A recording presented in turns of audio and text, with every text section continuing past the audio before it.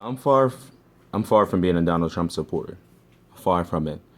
Bernie Sanders all day. But I'm still an American at the end of the day.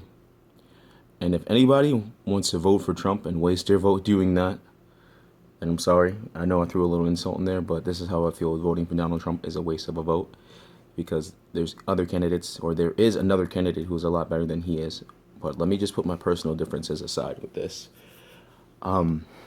Basically, they're talking about stealing an election from Donald Trump. Millions of people voted for Donald Trump and will vote for Donald Trump to become the GOP nomination, the Republican nomination or nominee. It is wrong for the Republican Party to think that they can steal an election from another American because they don't agree with what he has to say. Obviously, millions of Americans agree with what he has to say.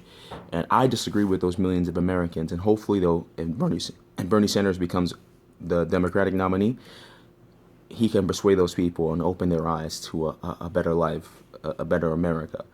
But if people want Donald Trump, then that's who the people are voting for.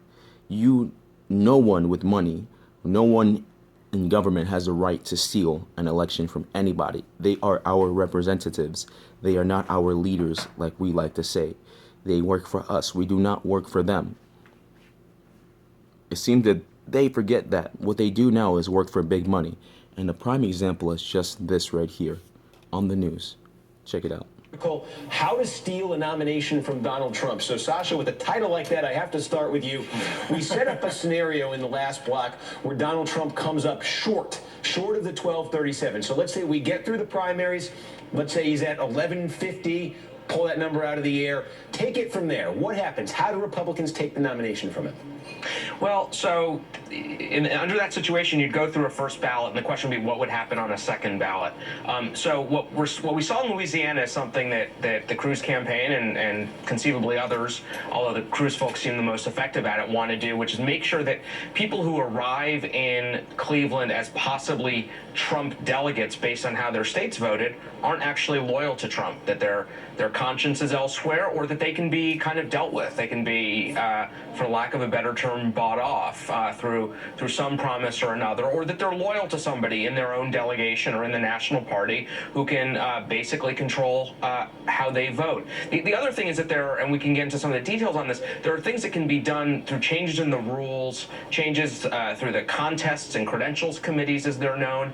And so part of getting, non-Trump people seated as delegates from various states is not just how they will vote on the ballot for the nomination, but making sure that if there are changes to the procedures that end up benefiting non-Trump candidates, that those people are loyal to the sort of never Trump cause. So if I have this right, basically Donald Trump could get there and have a majority of the pledged delegates. They're pledged to vote for him, but some of those delegates actually don't support him, even though they're pledged to back him.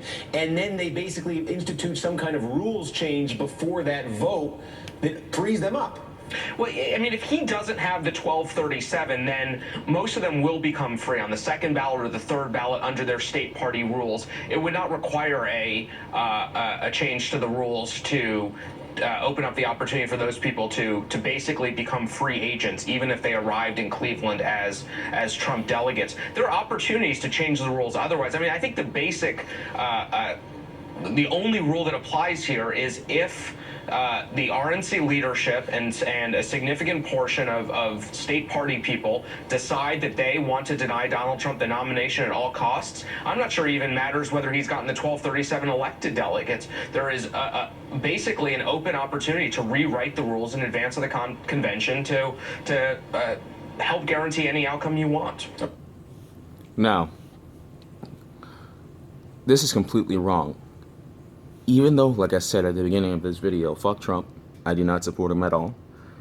But if they can take an election from a dude who's actually winning, what else will they take from us?